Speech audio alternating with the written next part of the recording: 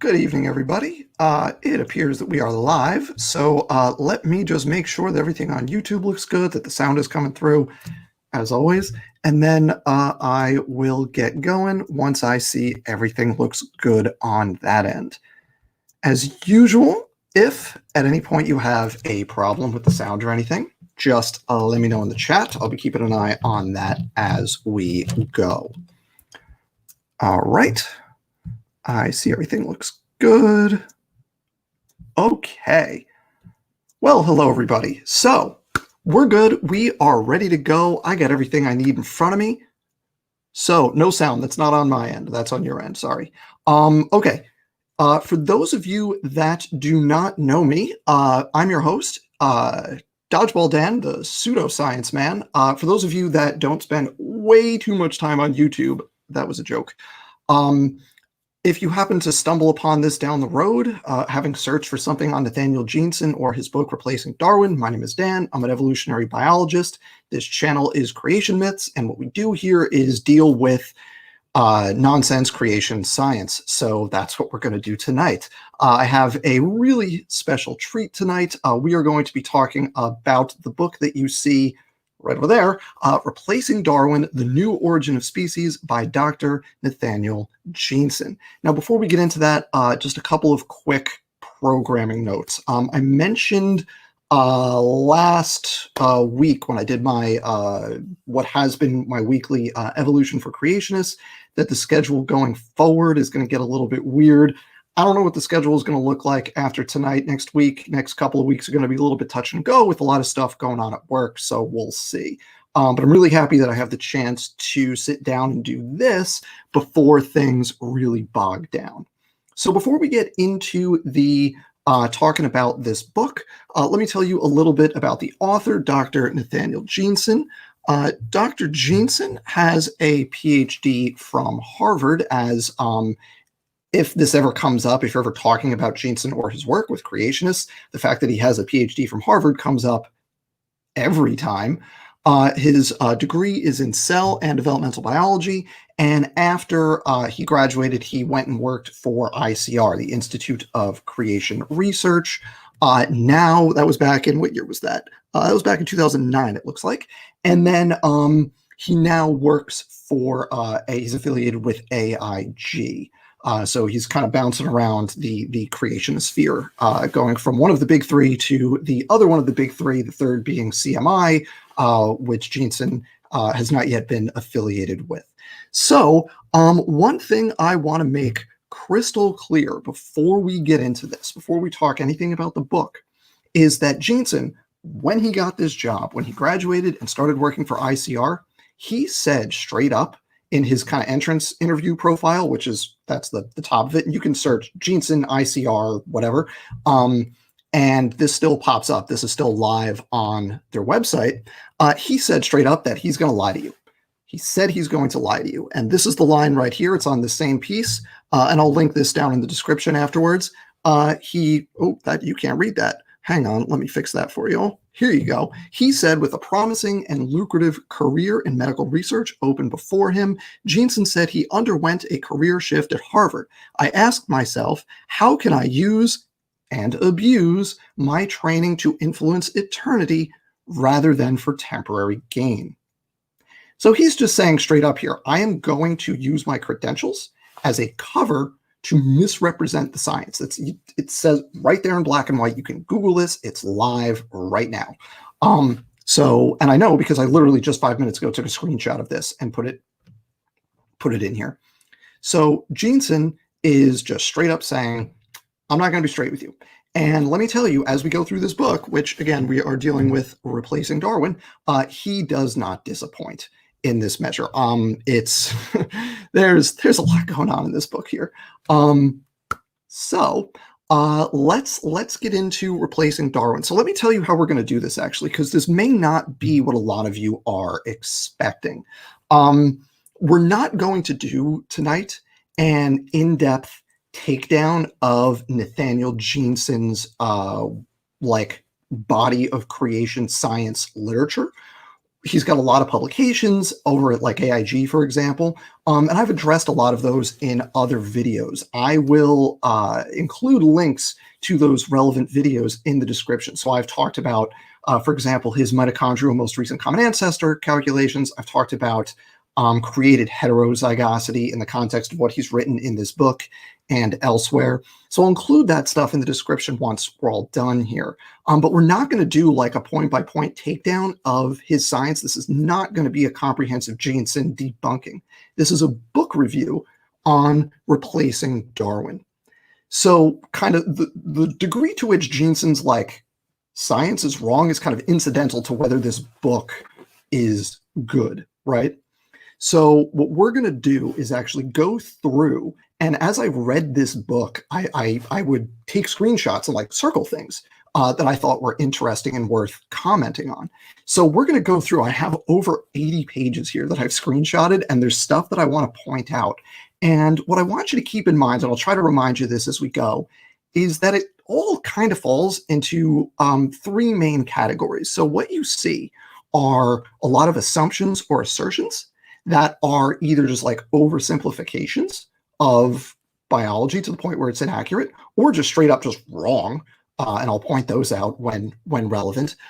You get the second thing is just straw manning of evolutionary positions or techniques. So like, for example, I'll show you, he says, he comments on the bad design argument and how evolutionary biologists will use the appearance of bad design to say, well, therefore no creation, or therefore no intelligent designer. And the way he describes that argument is it's just not what that argument is.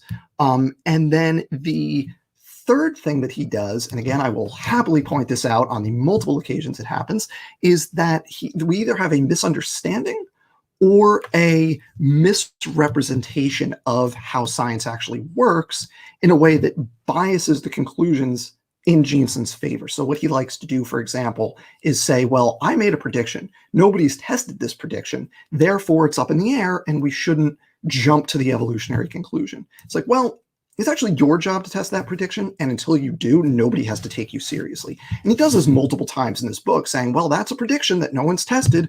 Who's to say? So those are the things that I want you to keep an eye out for as we go through this stuff. Now, the last thing I'll say before we get into this actual work is that Jeanson, there's kind of a weird tug of war going on here. It's the tone in the book and the tone Jeanson has taken talking about the book are kind of contradictory. And for an example of this, I want to direct you to the debate he did with, I think it's Herman Mays. I forget the guy's first name. I think it's Herman Mays. Dr. Mays, I apologize if I get your name wrong. So if you watch that debate, and I can also link that down there, Jeanson is almost indignant that his work is not accepted, right? It's not like you have a biologist that's saying like, no, I don't think this is good work. There's a lot of problems with this work. And he makes a show of wanting to be taken seriously by, in particular, Dr. Mays, but in general, the scientific community. But at the same time, the way he frames this argument, like it doesn't seem like it's an argument that is striving to be taken seriously among scientists. If that was his goal, if his goal was persuading the scientific community, if he's like wants to be a counterweight to Origin of Species, like this type of book is not the way to do it. The arguments he makes just don't seem like they're directed at like me, for example. Like if he wants to convince a replacement level evolutionary biologist like me, the arguments he makes are just not appropriate to do that because and they're not just inappropriate, they're silly. They're not like serious. That's the real takeaway that you get from this as a scientist reading this book. And he should realize that because he's, again, as every creationist who talks about him is fond of mentioning, he has a PhD from Harvard, so he knows how science works. He knows all the words, and unlike many creationists, actually knows what the words mean and how to use them. But then this book, just like the arguments in here, just in some cases are just untethered to the reality of the field of evolutionary biology. So I On the one hand, he really wants to be taken seriously, it seems. But on the other hand, the arguments don't seem like that. And I don't know what to make of that contradiction. So what I'm going to do here is, I don't have like slides, I don't have an outline, I don't have anything like super duper prepared for this. What we're going to do is we are going to go through the pages that I think are important, interesting, funny, rage-inducing, depending on the page. And I'm just going to point out, like, this is what he writes. This is why it's absurd. Some of these things are going to be assumptions. Some of them are going to be straw men. And we're just going to go through. And the thing I think the audience should take away from this is that this is not a serious work aimed at persuading scientists. This is aimed at a non-scientific audience that already agrees with him, right? I think that's the reasonable conclusion to draw based on how he frames these arguments. So all of that intro stuff out of the way, let's get into it and see what he says. Now, I'm going to start in chapter 3, and obviously I have the ebook. So on my reader, it's going to be different from on yours, so the pages are not going to work out, but I'll tell you the chapter that we're in, and you can actually see on the file names for each one here. So we'll just go right to this first page here. And if you look up at the top, 03, that tells you the chapter, and then 01, that's the number screenshot that I'm using for that chapter. So the pages, again, not necessarily going to line up with your version, but this is the first page in chapter 3 that I am showing you. And so you can kind of do it by chapter that way. So the first couple chapters I'm leaving out because it's kind of like mundane summaries of genetics that are generally like inoffensive, like how inheritance in genetics works, and he mostly gets it fine. So there's nothing to show from chapters 1 and 2. That's all fine with me. I shouldn't say that. I'm sure there's something objectionable in there, but there's nothing worth showing you from those 2 chapters. So let's look at right here in chapter 3. The first thing I want to point out, he's talking about ENCODE. You can see right at the top of the page there, ENCODE, my favorite. I've got a video on ENCODE. I'll also link that down below since that's relevant. Basically, ENCODE was an attempt to show, to document all of the function in the human genome, and they made a splash in 2012 by arguing that at least 80% of the human genome was functional. This has since been walked back pretty significantly. A 2014 paper was much more circumspect about their findings. And the ENCODE team readily acknowledges that there's a large chunk of the genome that is non-functional. So what Jeanson writes here is, ENCODE, blah, blah, blah. Thus, when examined historically, the evidence for genome-wide function is gaining strength. Together, these experiments suggest that the majority, if not the vast majority, of gene and non-genic DNA sequences were functional. The function might not be essential for life, but the genome appears to contain enormous amounts of information that act in ways yet to be fully explored. Basically, he's making the typical creationist, there's very little, if any, junk DNA argument. That's just complete nonsense right off the bat, right? There's, off the top of my head, okay, you've got about 1.5% of the genome that is protein coding. It's exons. You've got another, call it a percent, it's not that much, but let's call it a percent that's regulatory. And that's going to be things like promoters and enhancers and silencers and that kind of stuff. You have a few percentage that are like, I call it structural DNA. So that's going to be like spacer regions where the length matters, but the sequence doesn't. You also have telomeres and centromeres. You have non-protein coding genes. So you've got like RNA genes. You have regulatory RNAs, you've got tRNAs, you've got ribosomal RNAs, you've got that stuff. You have marker sequences for like histone modification. You have sequences within introns that say like cut here for intron excision. You add all this stuff up and you get to like 10, maybe 12% of the genome with a documented function.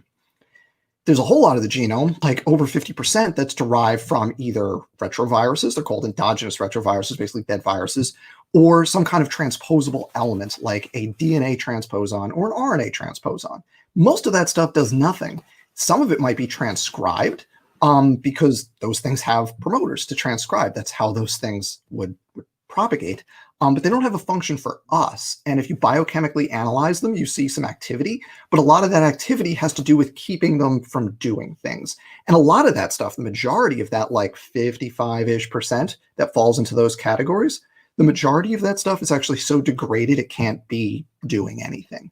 Then you have introns, which are like 20-something, 25-ish%. Now those are littered with like endogenous retroviruses and pseudogenes and other stuff. Like you get like a percent that's pseudogenes. Most of those are non-functional. And then you get about 10% that's introns that isn't the other stuff. My point is you add all this stuff up and you easily get over 50% of the genome that's non-functional without breaking a sweat. So this is just like contradicted by facts, but creationists love this, and Jeanson couldn't help himself. All right, so let's keep going here. Now, let's go to chapter 4. He talks here about like biogeography, and he gets a few things wrong, so let's talk about it. Here, I find this one funny. If Darwin had no knowledge of genetics, how could he write a book on the origin of species? If genetic data were absent from his thesis, then how could he have made any semblance of a scientific argument?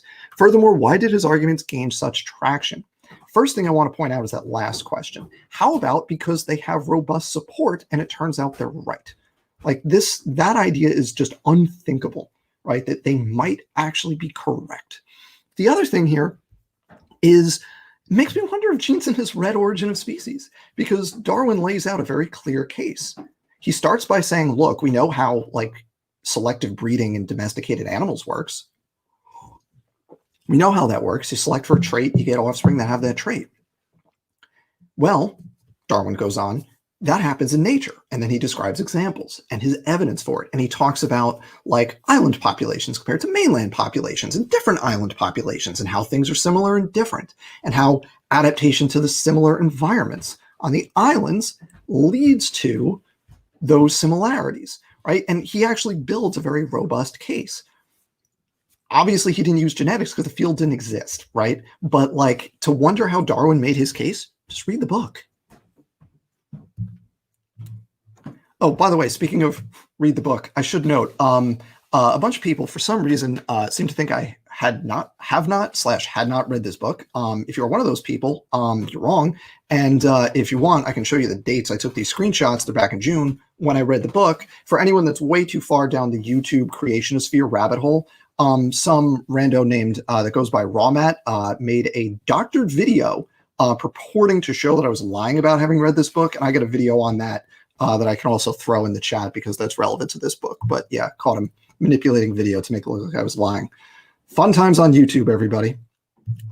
So continuing in chapter 4, this is just a little one, but I just love like the brazenness here.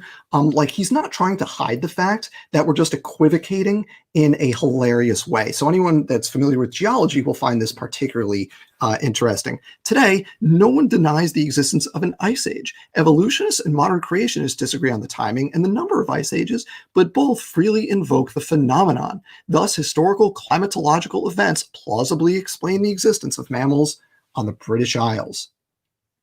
Can we just appreciate this sentence? But both freely invoke the phenomenon.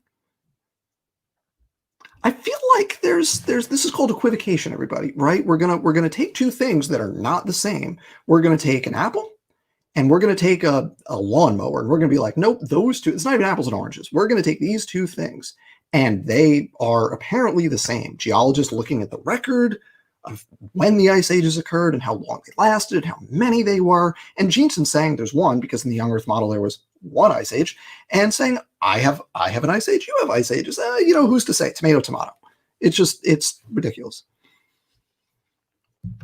By the way, the reason the pages changed from black to white is I did some of these at night, so it's in night mode. I did some during day. That's why, if you're wondering why they change color. So, continuing on, this is now in chapter 5. This is, he loves this analogy in chapter 5. He's talking about how you can look at cars that are designed. And well, cars use similar pieces, and they didn't evolve from each other. So why can you draw that? Why can you draw that conclusion from living things? So he writes, the reason for the similarity between cars is not common ancestry. Hondas, Chevys, and Mercedes not evolved from a common sedan ancestor in the Arctic, rather because the cars were designed for similar functions, the purposes put constraints on the final product. I should note that Hondas, Chevys, and Mercedes do not reproduce. They do not have genes that they are not propagating those genes to an audience, right, or to subsequent generations, to offspring. So no, that's just an absurd analogy, and it's insulting to the audience, to the readers of this book, that he would think that this is appropriate, that you could take something that's inanimate and say, well, these things have similarities, and you could even make a nested hierarchy of them. And therefore, we can't draw any conclusions about the relatedness of living things. That's ridiculous. Let's continue. Still in chapter 5, in light of these parallels, we would be justified in claiming that the hierarchical pattern of life strongly suggests that it was the result of deliberate design. So he's leaning on this common designer rather than common ancestry thing, but he's arguing it via analogy, not via actual data. And that is also a theme that we'll see through here, where he will go on to make even more outlandish assertions, and he will provide no data to support them. We'll get to those topics when we get to them. So let us continue. And yeah, I know we're not on that. How many slides? What are we on? Yeah, we're moving not super fast here, but we're going. Let's see, it's still in chapter 5. Design implies a designer. Obviously, no one believes that humans designed species, so who or what made this designer? Since 1859, the scientific models espoused by creationists have significantly matured. In particular, the design element in the creationist framework has been derived more rigorously. This development has arisen from a careful interpretation and application of the text of Genesis. I point this out because this is really interesting. This is a case where Jeanson accidentally telling the truth. And what is he telling the truth about here? He's telling the truth about the modern ID movement. Some of you may be familiar with the Dover trial, Kitzmiller v. Dover Area School District, the intelligent design trial that took place in the fall of 2005. This is where a school district, the Dover Area School District in central Pennsylvania. For the non-American audiences watching, we have this thing where creationists try to get creationism in schools in the United States. It's fun. So this was a lawsuit where because they tried to get intelligent design into the classroom, and the judge ruled in a scathing ruling that intelligent design was just creationism renamed. And that was literally the case because in the textbook they were using, they had done a sloppy find and replace between creationist and intelligent design proponent, and you ended up with C design proponentsists in the updated editions, the intelligent design editions. And what Jeanson is saying here, what he's describing in not so many words, is the intelligent design movement, people like Behe and Dembski that are being, in theory, more scientifically rigorous about being able to detect design in natural systems. But he's saying straight up, it comes from Genesis. So I appreciate it when creationists are honest like that and just remove the facade and say, yep, intelligent design, it's based on the Bible. So thanks for that, Dr. Jeanson. By the way, I should note here that last time I did this, I invited the author to come and essentially defend themselves if they wanted to. I didn't do that for Jeanson. I previously reached out to him and he ignored me. So like, whatever. If you're going to ignore me, you're going to ignore me. But oh well. All right, let's keep going. So we are still in chapter 5. So in short, the creation and design model, I love this. The creation and design model predicts with equal force each of the biological evidences we examined. Thus, by the standards of the scientific method, the evidences that Darwin used to argue for universal common ancestry fail because Darwin's evidences fail to eliminate competing hypotheses. It's cut out on the next page. I love this for a couple reasons. One, I don't know if Jeanson seems to realize this, but the field of evolutionary biology has moved on a bit since Darwin. So the evidence that Darwin used, which Jeanson acknowledged earlier, doesn't have anything to do with genetics because the field literally didn't exist in 1859. All that evidence, that's not like the best evidence for evolution anymore. We have a lot more evidence now. It's not to say Darwin had bad evidence or no evidence, but like the field has moved on. So saying what you have is equivalent to Darwin isn't saying much. The second thing is just with equal force. That phrase, with equal force. So you have on one hand, the evolutionary model, right? You've got a century and a half, you've got observations, you've got experiments, you've got confirmed predictions. On the other hand, you've got the creation model. You don't have that stuff. Right? Creationists aren't out there doing experiments. They're just not. They're making observations, sure, but they're not doing experiments. Jeanson makes a big thing about making predictions, but he's a little bit light on testing those predictions, as we will see going forward. So it's pretty rich for him to say that these two models explain things with equal force, especially since evolutionary processes are observable and creation processes not, because they are by definition miraculous and supernatural. So I find this, I just find that rich. Okay, Still in chapter 5, many other examples could be cited, such as this is talking about bad design, such as the supposedly backwards wiring of our retina, the seemingly poor design of the human pharynx, and the circuitous route both of the left recurrent laryngeal nerve and of the vas deferens. All of these examples follow the same logical path. Here's the important part. Where the design of the structure doesn't make sense, evolutionists see evidence against the design hypothesis. That is wrong. That is a straw man of the bad design argument. So what's going on here is he's saying evolutionists look at this and go, evolutionists look at this and go, that looks stupid. That's a bad design. Therefore, evolution. That's not the case. The explanation for these things, like the recurrent laryngeal nerve, is not that it's bad design. It's that the design, the structure makes sense in the context of the evolutionary history. So you can look at fish development and you can see how that nerve loops through the gill arch blood vessels, right? The blood vessels for the gills. And you can see those loops during tetrapod development, right? During mammalian development, those loops go away except for the last one. The last one stays there and the nerve loops around that last one. Now for you and I, that doesn't matter. But for a giraffe, that makes for a big, long path for that neuron. The reason that a biologist looks at that and says, that looks like evolution, isn't because it's dumb to have a nerve that goes like 12 inches, have this big, long path. The reason we can say that's good evidence for evolution is because that pathway only makes sense in the context of that structure's evolutionary history. Right? That's the argument. So Jeanson is just straw manning right here. Right? I should note, my goodness, we've already been going for 26 minutes, I have, and we're going as fast as we can, I guess. But yeah, I'm probably gonna have to do this in 2 parts. So we'll see what happens. But I knew that would possibly be the case, and we'll see. So let's continue onwards. Here we are, still in chapter 5. Based on the evidence we discussed, we cannot scientifically conclude anything about the full size of any species family tree. So, which species share a genealogy? I point this out because this is just an assertion with no evidence. We can't say anything about the size of a family tree. What Jeanson wants to do, and we'll see more examples of this, is draw the line at approximately taxonomic family, although he has exceptions.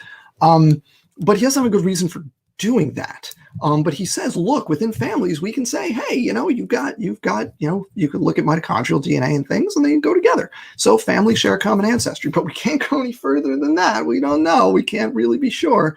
But there's no place to draw a line. Many creationists will try to use DNA barcoding, but they do not do a good job representing those data. It's not the clear lines that creationists present. And 2, DNA barcoding represents a tiny slice of the genome, and it happens to be mitochondrial, not nuclear, so it's not a good representation of the overall relatedness between things, because we know that the mitochondrial genome, it's uniparentally inherited, it's haploid, it's a little bit funky. So yeah, don't buy that barcoding argument. Still in chapter 5. This is talking about, he really likes to talk about equids. So what we're looking at here is the products of horse zebra and donkey zebra crosses. Consequently, modern creationists do not equate min with species, right? So the created kind is not at the species level. Instead, whether mammals, reptiles, birds, it appears to be best approximated by the classification level of family or order. And I should note here that those levels are arbitrary. So drawing a line at those levels is arbitrary. We're just making things up because it's convenient. Since the rule of thumb seems to apply across vertebrate classes, fish and amphibian would also appear to be best approximated by the classification level of family or order. Thus, applying this principle back to the text of Genesis, modern creationists conclude that Noah brought on the ark representatives of each family or order, not of each species. We're just asserting this for no reason other than it's convenient. It's totally arbitrary. You could draw the line at species, genus, you could draw the line at phylum. Who cares? It's all of these Linnaean levels of classification are arbitrary. They don't actually mean anything. So just make sure we're clear on that. All right. Number 8 in chapter 5. We're still in chapter 5. Here we go. With respect to Darwin's evidences for universal common ancestry, all fail to eliminate modern creationist views, which is to say, families created rather than species. I'm not going to read this whole thing because it's the same thing as earlier, where he's saying Darwin's evidence couldn't eliminate creationism as though the last 150 years just haven't taken place. So it's just, yeah, we're just pretending modern science doesn't exist is what Jeanson's doing here. Which, again, I really do feel like this is an insult to his audience because he starts with a decent overview of like how genetics works. And there's like, now we're just going to talk about Darwin. And like, there's more than that. There's more to it than Darwin. So here we are in chapter 6 now. We're now up into chapter 6. And we're going to start right here where he says, what he's talking about here is selective breeding and like breeds for domesticated animals and how fast you can get lots of domesticated breeds. And basically saying, look, let me just read this quote for you. The position is as logically deficient as the species fixity position of 1859. If the greater variety of breeds took 12,000 years, basically saying by secular timelines, you had the agricultural revolution about 12,000 years ago. That's where we have domestication and selective breeding. So if you get all these breeds in 12,000 years, then surely the lesser variety of species took the same amount of time or less. This is the key. By the evolutionist's own logic, species must have arisen in 12,000 years or less. Think about that for a second. Think about that. Because we get a lot of diversity, a lot of different breeds through selective breeding. Therefore, because we have less diversity in natural populations and species diversity, right? You have more breeds than you do species within the equids, for example. Therefore, all of those species must, to be logically consistent, all of that speciation must have occurred within the last 12,000 years. That is, what am I supposed to do with this? So Jeanson is doing a lot. He's doing a lot here. One thing he's doing is making a completely insane logical leap that has no basis in reality. I want to make that very clear before I actually address like evolution. I want to address just how insane that assertion is. That is completely unreasonable. The thing, though, if you like, what he's disregarding here is evolutionary processes and how they work. Selective breeding is fast because you are imposing a very strong selective pressure. You're only picking the really, really like tall plants. You're only picking the biggest cows, whatever it is that you're doing. You're picking these specific things as fast as you can, right? But in nature, that's not how it works. Sometimes selection leads to new traits, right? You have adaptive, I should say. It doesn't say lead to new traits. You're selecting for new traits. So you have rapid adaptations. Sometimes you have purifying selection, which selects against new variation. Sometimes you have what's called stabilizing selection, which keeps the phenotype in a narrow range because any deviation from that is low fitness. All of that stuff is going to slow down natural evolutionary processes. Like, this isn't hard.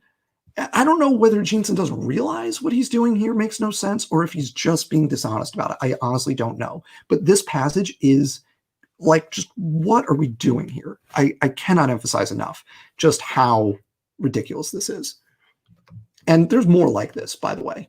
There's more. We're going to keep going. If events on a farm cannot be compared to the wild, then Darwin's most persuasive argument for common ancestry falls apart. Turns out he only read the first couple chapters of Origins of Species if he thinks the domesticated animals argument is the most persuasive argument.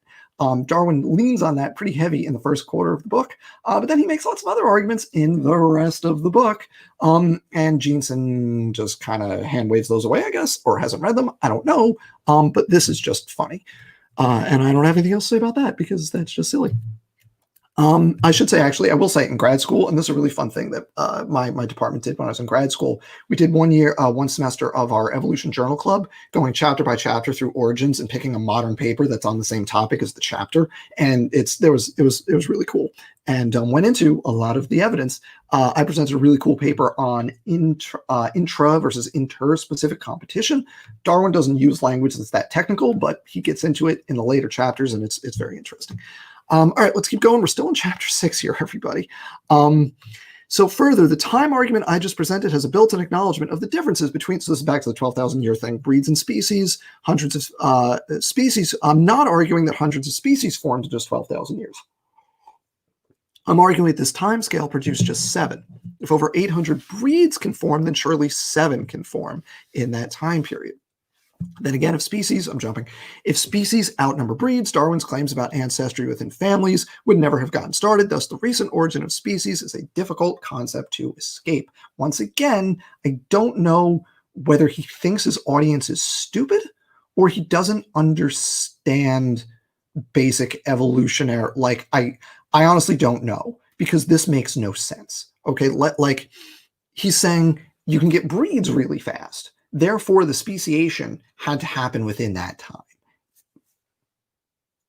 And if it was slower, then that's a problem for Darwin. Or if there were more species, then that's a problem for Darwin. What about the groups where there's no domestication? And it's obviously the species outnumber the breeds because there are no domesticated breeds. Like, what argument is he trying to make here?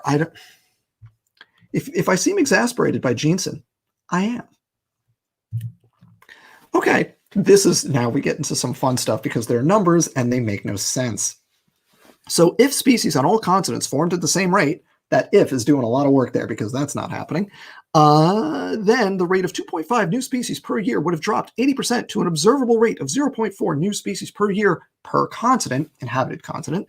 In other words, 1 new species per continent every 2.5 years. This number is generous since Europe is small compared to the other continents. What he's saying here is this leads to a prediction that we should observe 1 new species every so often within groups. I forget if it's families or whatever. And he's basing this prediction on constant speciation rates in his mind since the flood, essentially. Since the dispersal from the ark, we have constant speciation rates is what he's positing here. And that is like, I cannot convey how absurd that is as an assertion on which to base an argument. Speciation rates fluctuate. And later on, he gets into like why genetically they have to be constant and how we'll get into it, but it ignores everything about speciation dynamics, about niche space and ecology and competition. It just ignores all that stuff. He's not basing his arguments in reality here. But this first, I mean, we can observe in the fossil record that speciation rates aren't constant. We know that you have times where you get lots of new species and you get times where you don't. Like, this is just, there's no connection to reality here. All right. Let's keep going. Specifically, recall that from Darwin's own logic, we derived an argument for the recent origin of species within a family. That's the 12,000 year thing. Doesn't make any sense.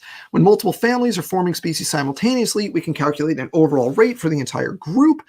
Together, all 153 mammal families combined would form an average of 1 new species every 2.2 years. That math doesn't make any sense. Well, first of all, you can't assume linear speciation rates. You just can't do it. He's saying there is a genetic, and he goes into this later about like heterozygosity. There's basically a genetic component and that's the determining factor for speciation. And if you have the genetic capability to speciate, you'll do it. And he almost like talks about it as like in terms of like radioactive half-lives. And as you get more species, right, the rate of divergence slows down because you're losing that capacity, but you have more things doing it, so the rate over time ends up staying the same. And it's just, what are we doing here? I don't know. None of this makes any sense. And like, this is what I meant at the top when I said, like, as a biologist, these arguments are silly because this bears no resemblance to the field of evolutionary biology that I know. This is just not how it works. Okay, and still in chapter 6. In short, tests of rapid speciation against historical and modern data are just beginning. Okay, despite claims on both sides of the origins debate about the rates of biological change in the present, no one yet has a good handle on what the rate actually is. Now, if we're going to talk about rate of biological change in the present, what we need to be talking about is genetics. We need to be talking about mutation rates, the rate at which mutations occur in a genome. Or you need to be talking about substitution rates, the rate at which mutations fix in a genome. We know what those rates are for lots of things. Broad classes of organisms like vertebrates, or very specific organisms like humans, or a virus, for example, called Phi6. That's a RNA bacteriophage that's used in the lab, right? We have these measurements. There is not a debate about rates of biological change. For some organisms, we haven't documented it. Some organisms evolve faster or slower under different conditions, right? That happens, absolutely. But to say, like, oh, we got two sides, we don't know, like, what is he? He's just muddying the waters because he thinks his audience won't know better. And this is one of the passages that makes me very certain that scientists are not the target here, because a scientist reads that and goes, dude, what are you talking about? But a layperson will read this and go, okay, yeah, we're not sure. Right? So that's what's going on here. Oh, also, funny thing, he later bases his argument on the fact that there are constant rates that we know, and we could apply those backwards in the past. So, like, he's internally contradictory here, too. What time is it? It's already, goodness, this is already going longer than, well, we knew this was going to be long. That's okay. All right. So, now we're up into chapter 7, it would appear. Great. We're making chapter 7 is a big one, everybody. So I will say, depending on how long this takes, I might make chapter 7 the end of this, and then we'll do a part 2. I don't know when, but we'll see how this goes. No, I'm not going to go long. Who do you think I am? Okay, so let's just, chapter 7 here. This is actually, chapter 7 is where this argument kind of starts coming together, where he starts talking about things like coalescence and how far back in the past your most recent common ancestors are. So he says, the discovery of the fact that DNA mutations had another ramification for our discussion. Upon reflection, it should be fairly easy to see that these experiments don't just document the fact of mutation, they also measure the rate. Since the reported units of measurements from these studies were mutations per generation, these experiments naturally had implications for the time scale over which DNA differences arise. So, what he's saying here is we can use the rate of mutation accumulation, and we can calculate how far back in the past divergence events happened. So far, so good, except he uses the wrong units for that. He's using mutations per generation, which is not the right units for mutation rate. The right units for mutation rate is mutations per site per replication. And the long-term rate is called substitution rate, the rate at which changes fix within a lineage. That is substitutions per site per year. And you have to do it per year instead of per generation so you can compare across organisms that have different generation times. Again, come on, this is basic evolutionary bio. Okay, it's not basic evolutionary biology, it's grad school biology. But this guy he's got a PhD from Harvard. In fairness, it's in cell and developmental biology. But if he doesn't know this stuff, then don't write the book or don't write this chapter. Because, like, as soon as I see mutations per generation, it's just like, no, wrong units. You're not doing it right. You're just doing the techniques wrong. I know how to do these techniques. You're doing them wrong. So let's continue onwards. Everybody having fun? So if we know the number of DNA differences and mutation rate, we can calculate when two species originated. Conversely, if we know the mutation rate and the time when a population split into two species, we can calculate the number of DNA differences between those two species. Correct. But it's not the mutation rate that matters for that. It's the substitution rate. He's using the wrong words, and the units he's using for those words are wrong. So congratulations, you're wrong in two different ways in the same sentence, Nathaniel. Continuing onwards. However, at least one other competing explanation exists. Again, as in chapter 5, the MT, that's mitochondrial DNA hierarchy, shows strong parallels with the hierarchy present within the Linnaean classification system. In other words, you see nested hierarchies. Correct. Since the system is based on biological function, the parallel between the mitochondrial DNA hierarchy and the Linnaean category suggests that mitochondrial DNA hierarchy has something to do with function. I need to take a breath there, because he's suggesting that molecular phylogenies are based on function, not sequence. You can only say something like that if you are completely unfamiliar with molecular phylogenetics. You can only say this if you've never done an alignment where you line up a bunch of sequences and get them just right so that all the different parts match up, and then you figure out the relationships using various models and algorithms and computer programs and things.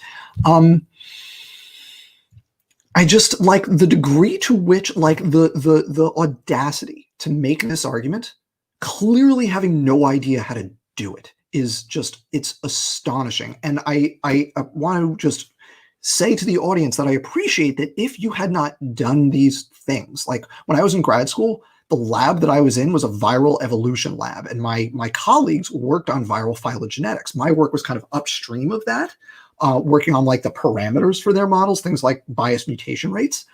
But like we were all working, side by side. I know how to do these techniques, and like I see Jeanson say something like this, and it just makes no sense. It bears no resemblance to the reality of how these techniques work. And I don't know if he doesn't know how they work, if Jeanson doesn't know how they work, or if he's misrepresenting them on purpose. But it's has to be one or the other, because like, what is he talking about here? I don't know, everybody. I don't know. It's frustrating. It is frustrating. Okay, so here we go from Jeanson. More specifically, I have taken these design expectations one step further and derived a very detailed testable model on mitochondrial genome function for mitochondrial DNA differences among species within families. My model treats these as functionally neutral changes, the result of mutations over time. Sidebar, that's a contradiction, because he'll also say that most mutations are harmful, but whatever. The result, however, with respect to the differences between families, those mitochondrial DNA positions that are identical among species within a family, but different to species outside of the family, my model views these as having been created. Thus, my model predicts that these mtDNA differences play a functional role in each family. So he is now setting up something he can do. He's setting up an experiment he can do if he wanted to. He could go and do the molecular work on the mitochondrial genome and see which sites have phenotypes that are related to a loss of function if you mutate them, and which sites don't have those phenotypes. Has anyone want to take a guess? Has Dr. Jeanson done this work? No, at least not to my knowledge. I should say I'm recording this. It's early October in 2020. So like, I admit I didn't check AIG this week, so maybe there's something new, but I don't think so. So I recently went and downloaded all of Jeanson's papers, they're blog posts, because not a peer-reviewed journal, but papers from AIG, and this experiment was not in there. And if I'm wrong about that, someone can show me that I'm wrong about that, but I'm pretty sure. So let's continue onwards. In contrast, since the evolutionary model treats all DNA differences as the result of mutation, it generally predicts that most DNA differences are functionally neutral. Yes, for the neutral part, sort of. Actually, no, that's wrong. No, that's wrong. That's just not a true statement. That's not a prediction of evolutionary theory. Sorry. Oh, well. All right. Let us continue onwards. Here we are at 7.6. Since the 1970s, advances in molecular biology have upended the simplistic and early views of protein function. For example, evidence is accumulating for the phenomenon of protein moonlighting. Yep, that's a way you get. By the way, that's a way you get new functions, right? That's the way you get new things. A protein does one thing, but it also has this kind of secondary thing, and then, oh, you can have selection for that new thing. So that's a common thing. Rather than perform a single function, proteins perform additional functions. As an illustration, some protein catalyze it, blah, blah, blah, blah. Okay. To date, moonlighting has not been documented for proteins encoded by mtDNA. However, this phenomenon has not been rigorously tested. Once those experiments have been performed, we can directly compare the predictions of the evolutionary model and the creationist one. Now, here's the thing right here. Thus, the nested hierarchy of mtDNA differences among mammals doesn't reveal anything new about species ancestry. Rather, it represents an experiment waiting to be performed. This is what I pointed out earlier at the top when I said one thing Jeanson does is he either doesn't understand how science works or he misrepresents how science works. Because what he's done here is essentially propose an experiment. Great. That's awesome. Proposing an experiment is literally it's not the first step. It's like the third step in the scientific method, depending on how you break it down, right? Now, what he seems to be implying here is, hey, I've proposed an experiment, and if I'm right, that lends support for the creation model.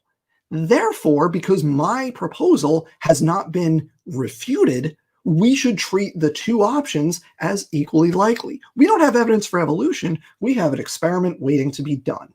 That is ridiculous. That is not how science works. If you have a hypothesis, it is your job, Dr. Jeanson, to test that hypothesis and publish those results, see if they stand up to peer review, see if other people can repeat those findings. Until you do that, nobody has to take your predictions seriously. That's just how it is. Nobody owes you the benefit of, yeah, let's put your hypothesis on equal footing as the evolutionary model because you have proposed an experiment to do.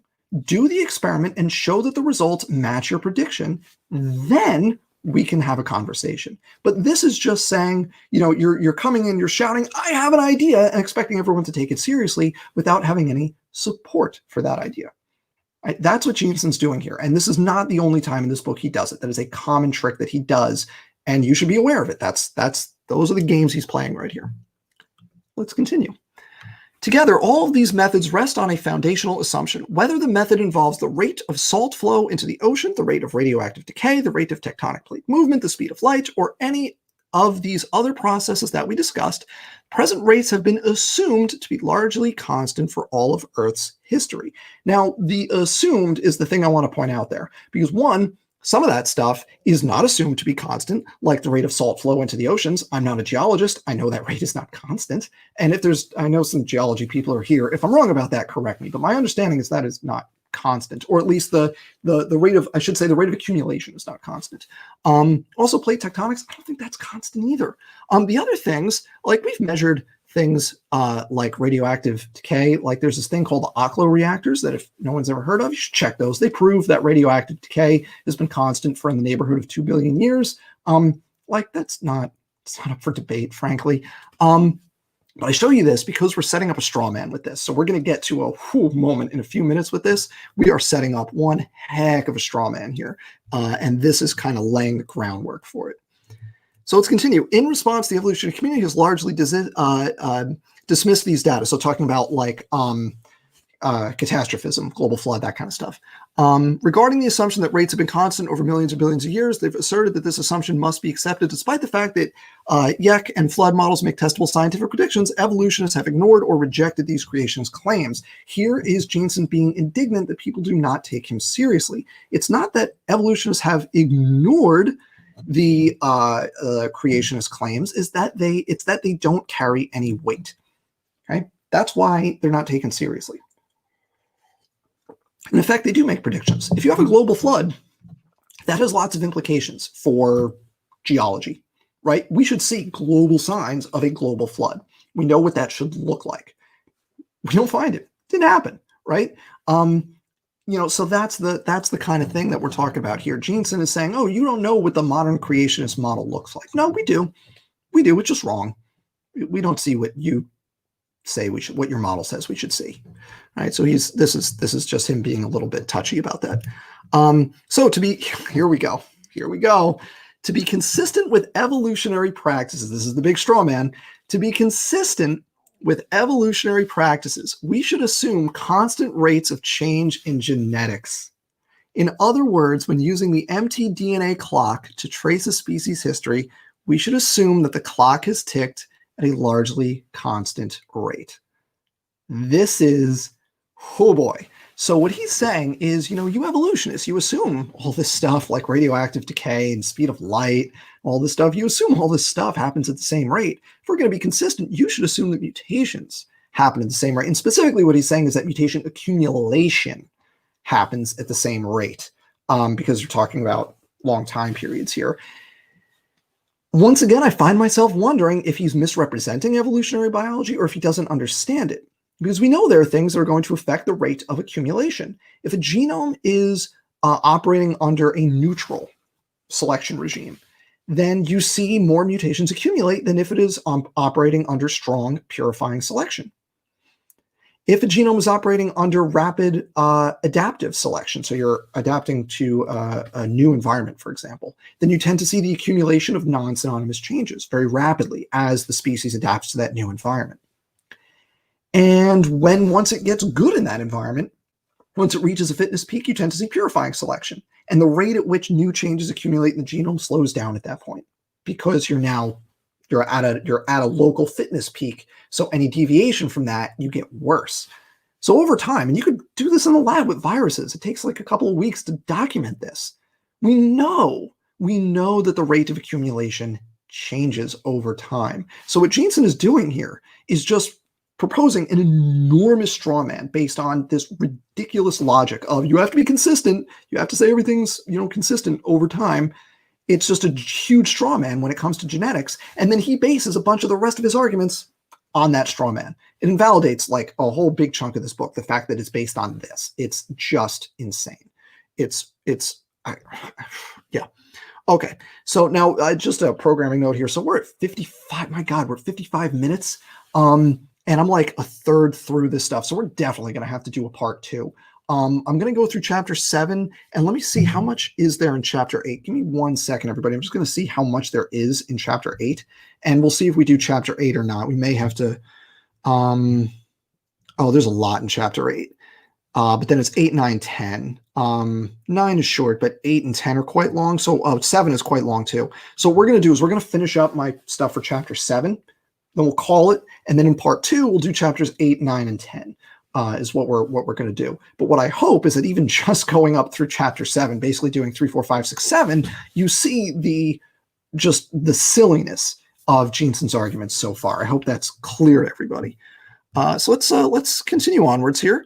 So down at the bottom here, we have same page actually. However, very few evolutionary clock analyses invoke the measured rates of mitochondrial DNA change. By analogy, the typical molecular clock methods parallel the following theoretical geological practice. Basically, he's saying that rates are inferred rather than directly observed, and this is simply not true.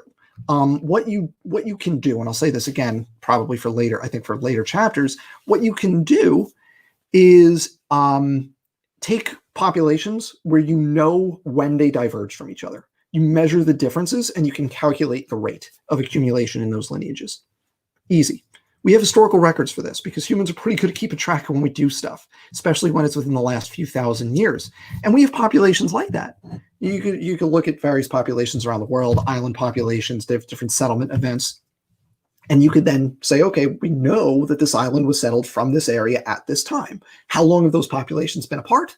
Let's measure the rate, right? So to say that these long-term rates of accumulation are not directly measured is just wrong. And again, is he uninformed? Is he dishonest? I don't know, but he's wrong. That I do know. Similarly, the rates of mutation in typical evolutionary molecular clock discussions represents a prediction, not an actual measurement. This prediction can be tested with the human pedigree-derived rate that we just discussed. This is where he's now bringing in his work on mitochondrial coalescence. So what he likes to do is use pedigrees. We've got parent, offspring, right? And say, okay, how many DNA differences are there between those two, specifically for mitochondria in this context? And say, how different are they? Therefore, what's the per generation mutation rate? The problem with that, right? If you say, okay, you've got parent, offspring. Parent's got a bunch of mutations. Offspring's got a bunch of mutations. They're different at a bunch of sites, right? However many sites in the genome they're different. We're saying, okay, those represent the differences in one generation. That's the per generation mutation rate. The problem with that is it implies, sorry, it implies this pedigree rate implies that every non-lethal mutation is passed on to offspring. And there's no filter. There's no filter there. But there are filters. There's the germline bottleneck, right? Most mutations don't occur in the germline cells. Within the germline, there's a lot of variation, and only some of that's going to get passed on, right? You have competition, actually. You could have selection among cells in your body. If they have mutations that make them less fit, then they're not gonna do well.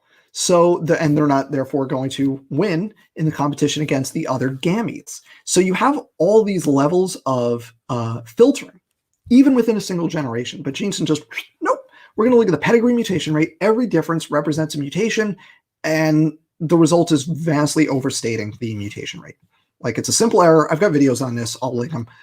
It's just a trivial error, and I don't know what Jeanson thinks he's doing here.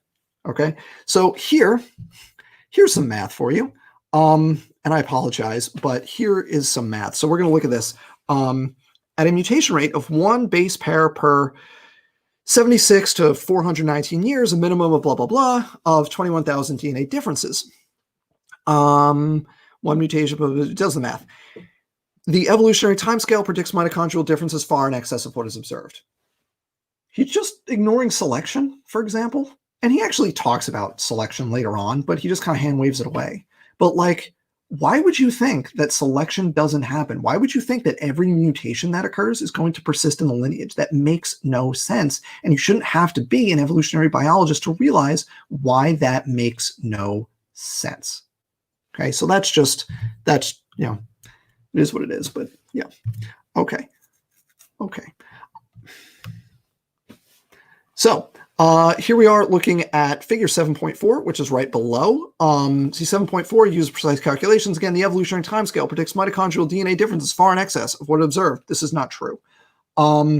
What he's referencing here is a paper that he wrote, blog post for AIG that he wrote back in 2015. Looking at, I think it was the Ding et al. Paper. I forget the year on that one, but it was a pedigree study. And what he's saying is, if you use the pedigree study, you get way more predicted mutate. If you use that pedigree rate, you get you predict way more mutations than you actually see in the mitochondrial DNA. And in this example, he's looking at Neanderthals, but you could do this for Homo sapiens as well. And like, he's just using the techniques wrong, is what he's doing here. He's taking a rate that is not appropriate to use over many generations. And he actually says in that paper, he says in there that the one outstanding caveat is this a germline rate? Is this the rate that is inherited? Or is it the somatic rate? Is it all mutations that are occurring in all the cells in the body? And we can't tell based on these data, but we're going to treat it as a germline rate anyway, when it's clearly not. It's clearly a somatic rate. So he knows. In this one, I'm confident saying he knows what the problem is when he's talking about the mitochondrial mutation accumulation rate. Okay. All right, so in a similar vein, perhaps the assumption of constant rates of change could be altered. However, as we observe above, evolutionists insist for years that changing rates must not be invoked to explain the majority of phenomena. That's an insane leap of logic. Instead, they have claimed that present rates are the key to the past and that the world we see today has arisen primarily by slow, constant rates of change over time. Here he is arguing against Darwin rather than modern evolutionary biology, the old idea of gradualism, which, like, there's a concept of punctuated equilibrium, but there's also molecular concepts of gradualism and changing in rates. And we know that molecular rates of accumulation change based on the circumstances. He's just strawmanning the evolutionary position here. Invoking changing rates in genetics would be logically inconsistent, blah, blah, blah, blah, blah. Like, give me a break. Like, we know the rates change. It's not up for debate, right? The long-term rate of accumulation is not constant. This is, I don't know what else to say. He's just misrepresenting biology. All right, perhaps the explanation involves natural selection. I bet it does. At first pass, this might seem plausible. After all, mtDNA encodes proteins that are critical if you interrupt basic metabolism, cellular death. Surely most of the thousands of mitochondrial mutations that have occurred over the last several million years of evolutionary time are lethal to the possessors of these mutations. Consequently, natural selection would surely have eliminated mutations from the mtDNA pool. Yeah, I bet that happened. I bet there is selection happening there.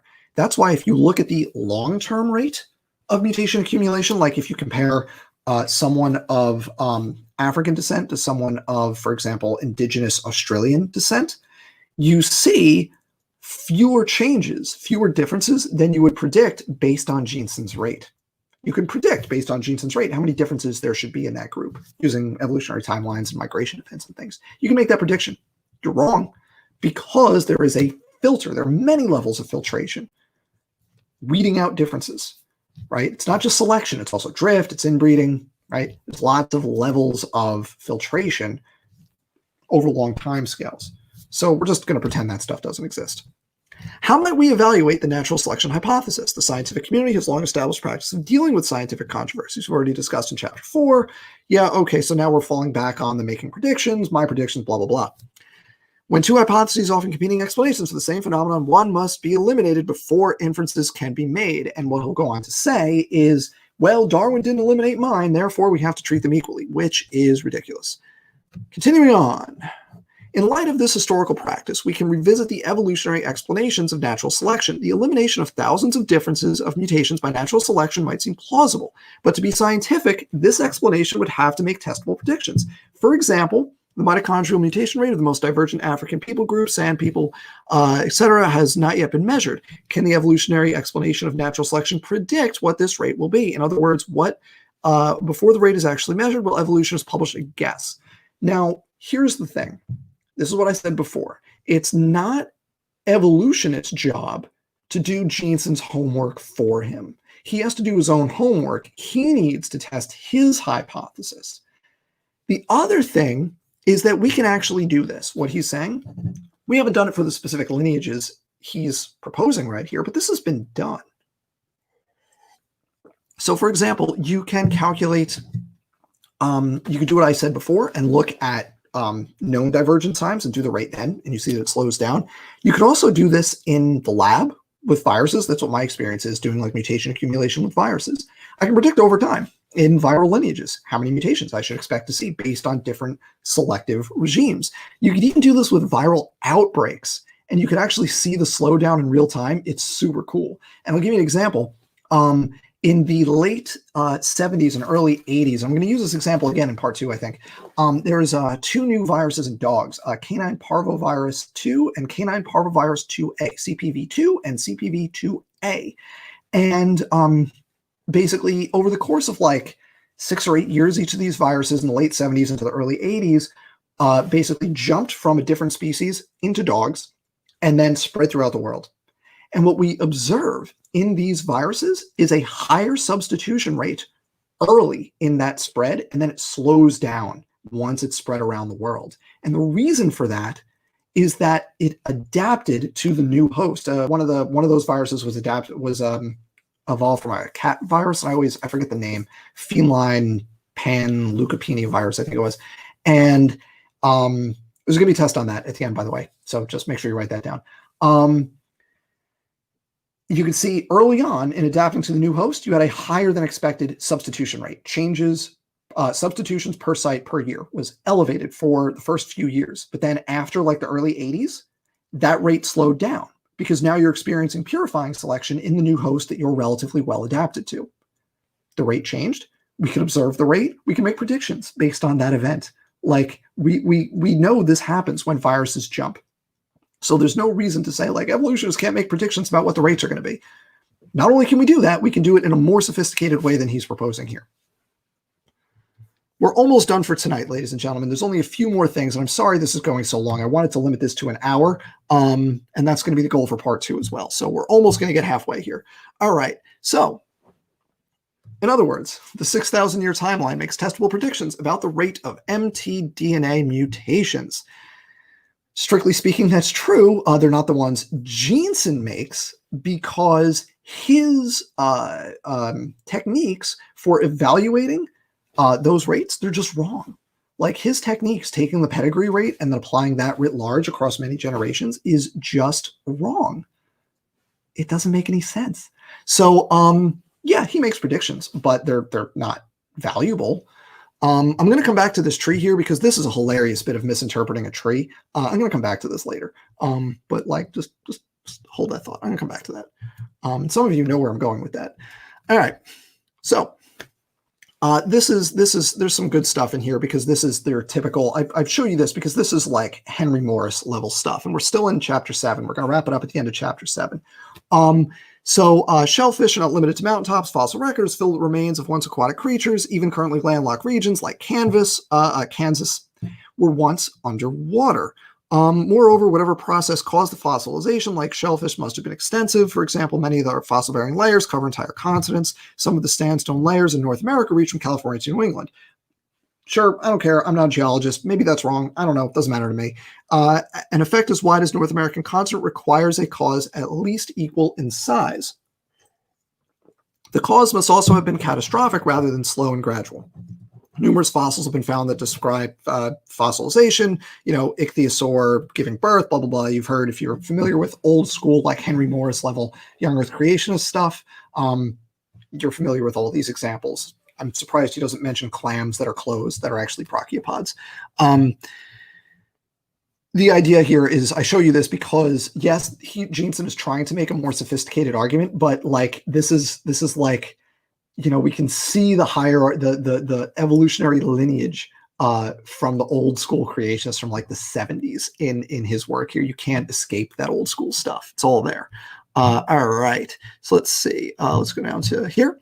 In addition to individual fossils, we now have data suggesting that entire fossil beds were the result of catastrophic burial. Like, okay, fine. Like, I show you this, one, because it's funny that he's using the old school stuff, and two, because it's funny that it seems to say, like, has to be catastrophic, therefore global flood. Like, I feel like there's other options in there. Like floods, volcanic eruptions, we know these things happen, mudslides, we know this stuff happens. And to invoke a global flood seems to be interesting, especially when, and again, the geology people watching this will know, when many of these fossils, like this fish and this ichthyosaur, are they in the same layer? Do those date to the same time?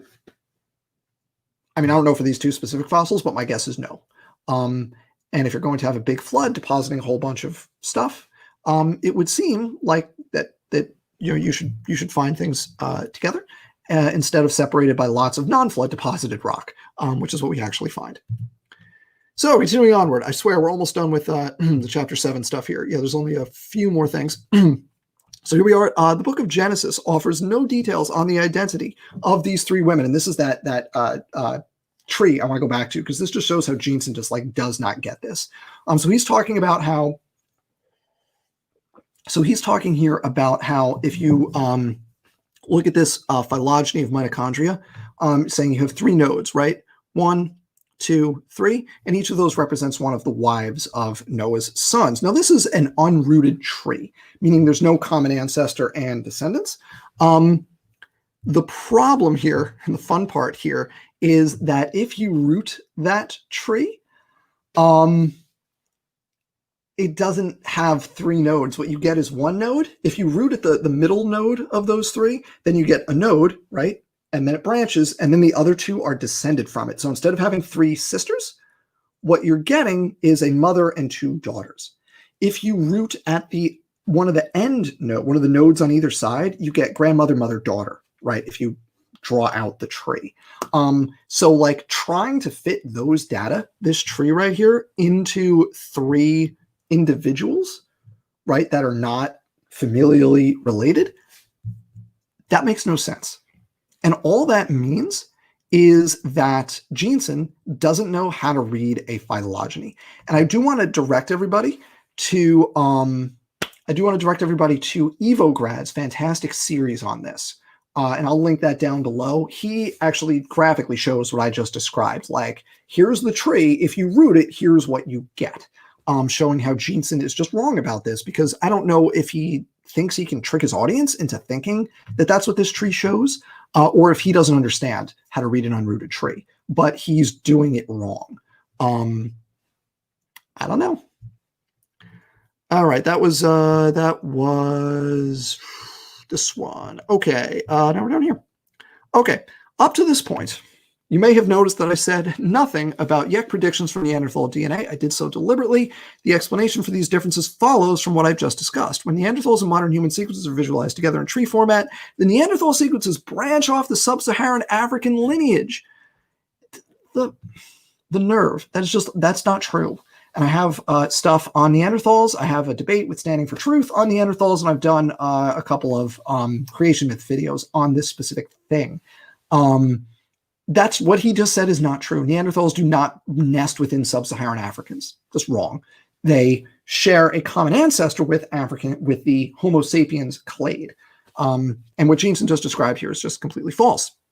From a yet perspective, there you go, it would appear that this lineage derived from ancient Africans, since some African people groups might mutate their mtDNA faster than non-African people groups do. Neanderthals might simply represent a hypermutating lineage, which eventually went extinct. I will note here some creationists will claim that Neanderthals are hypermutating, and that's why they're so divergent from Homo sapiens, despite being descended from Adam and Eve. That doesn't solve the phylogenetic problem, because you still have a rate of change problem. Jeanson is where they get that argument right here.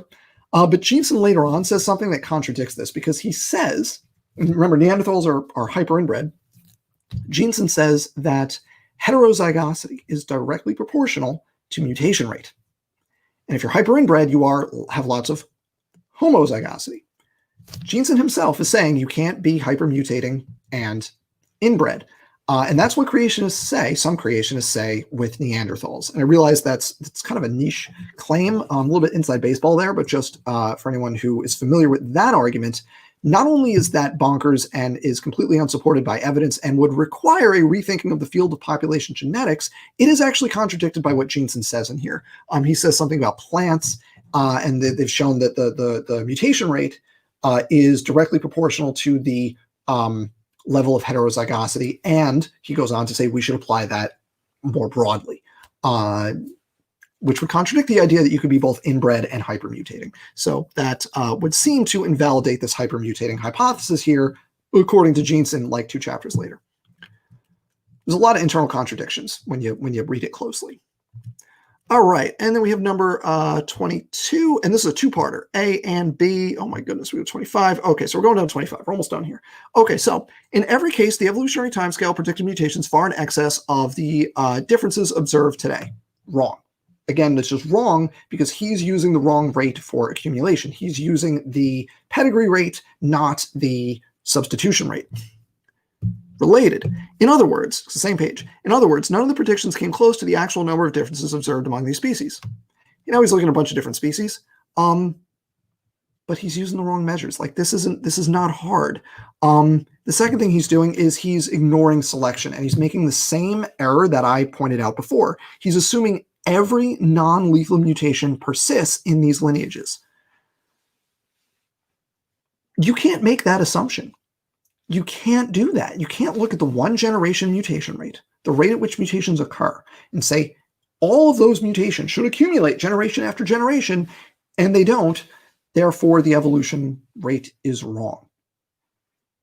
Like, to think that every non-lethal mutation should persist, that makes no sense. That makes no sense. And he doesn't outright say that, but that's what's implied by the math he's describing here. And you have to probably be a biologist with some, expertise in genetics and evolution to realize that that's what he's proposing. But that's what he's saying. Every mutation that is not lethal is going to persist. That's what would have to be the case in order for his math to make sense. For any of you, I know some of the people watching are in college. Ask a population geneticist if that makes sense. Ask an evolutionary biologist if that's a reasonable expectation. It's not. Selection, drift, inbreeding, you lose mutations. It's just it's not good, Jeanson. It's not good. All right. All right, so we have 5 independent. We just described this, the paragraph previously. In human, roundworm, fruit flies, water fleas, yeast, the evolutionary model fails to predict. No, it doesn't. These species represent diverse from classification, not only separate phyla, but also separate kingdoms. Great. Consequently, the evolutionary failure becomes all the more difficult to dismiss as statistical or biological anomaly. Instead, the results suggest a systemic problem with the evolutionary model. And here's the interesting thing going on right here. He's taking his incorrect measurements and he's saying, therefore, evolutionary theory is flawed.